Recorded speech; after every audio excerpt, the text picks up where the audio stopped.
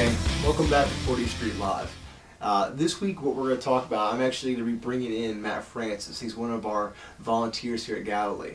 And this past week he spoke at SFN about a pretty cool topic. So I asked him to come on in here and talk to you guys and give him a brief recap on what he went over. So I'm pretty excited about it. I think you guys are going to get a lot out of this. So take a look at it.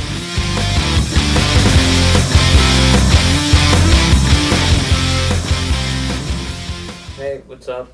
I'm Matt, intern at Galilee, and we talked about this passage that's confused me for a while.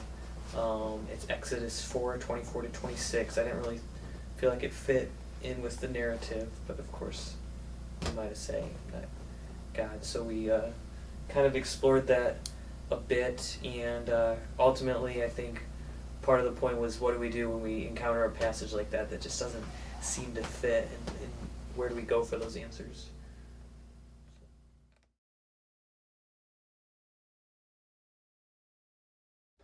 So, if you turn to Exodus 4:24, it says, "At a lodging place in the way, the Lord met Moses and was about to kill him. But Zipporah took a flint knife, cut off her son's foreskin, and touched Moses' feet with it. 'Surely you are a bridegroom of blood to me,' she said. So the Lord let him alone. At that time she said, 'bridegroom of blood,' referring to circumcision."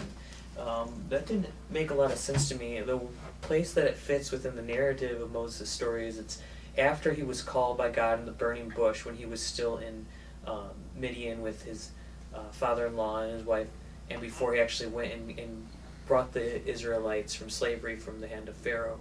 And so the way I see it is he's called, and on his way there it just says that the Lord showed up at the lodging place and came to kill him. Doesn't make a lot of sense, because for one, if God wanted to kill him, boom, strike him down, he's dead.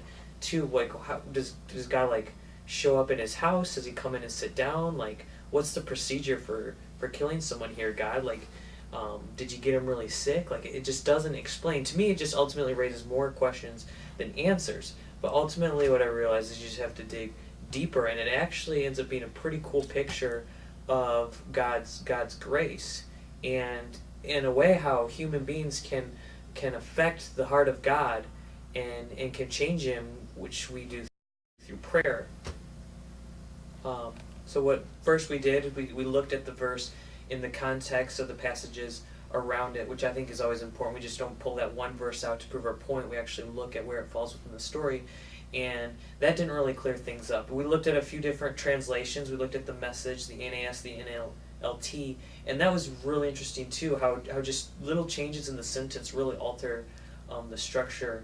The Message says would have killed him, where the NAS says the Lord met him and sought to put him to death, where the NLT said the Lord confronted him and was about to kill him. So even those little phrasings kind of changed the story to me. We actually looked at the original Hebrew, and I got some different interpretations, and it ultimately like shed some cool light on the story. It's ultimately a story about obedience, and how even though Moses was called by God to a specific task, he was still held to the same standard that we were, which goes back to the covenant God made with Abraham back in Genesis 17. That says, I will bless you and make you a great nation. But the one condition on that was that all males had to be circumcised at 8 years old.